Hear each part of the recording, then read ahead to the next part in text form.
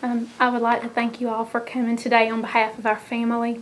The past 3 months have been very difficult ones. We have missed Thanksgiving, Christmas, and Keith's 13th birthday. What should have been a celebration in our family, a child becoming a teenager, was a day of sadness spent at a cemetery. Keith was shot while sitting in a parked vehicle on Vicksburg Drive on November the 22nd. We are pleading with the people who were at that party that might have information that would lead investigators to the person who is responsible for taking the life of a child. Many of you who were in attendance to that party, you'll get to go on with your lives. You'll graduate from high school. You'll go to college. You'll be a productive citizen. Keith's life, along with all of his hopes and dreams, were taken in just a few short minutes in November. While nothing can bring Keith back, we do not want this to happen to another person or another family. We ask that you please help us in obtaining justice for this 12-year-old little boy. If you have any information that would help this investigation, we ask that you please call the Savannah Metro Police Department. Thank you. As we said, we have spent Thanksgiving and Christmas and a birthday that was, should have been very adventurous for a 13-year-old little boy. It's been very hard to miss that bright little smile that Keith had. Words cannot express to anyone unless you have lived the grief that our family has gone through. Can you tell us a little bit about Keith? What he's like? He loved to fish, and he loved basketball. And in fact, today, I hope you will get a good shot of his picture, one of his last school pictures. He would go to South Carolina with his grandmother, and he would fish, and he loved to fish. He loved people. He loved to ride bicycles. He knew a lot of people in Bacon Park, Isla Hope, and Myers. He was a social butterfly. And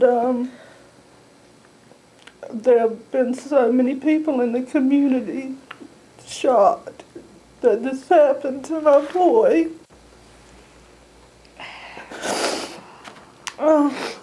And he was looking forward to his life. He was looking forward to getting to be a teenager. He'd say, "Mama, when I'm 14, can I get my work permit?" And I would say, "Yes, son, but you got to wait till you get 14. He wanted to work.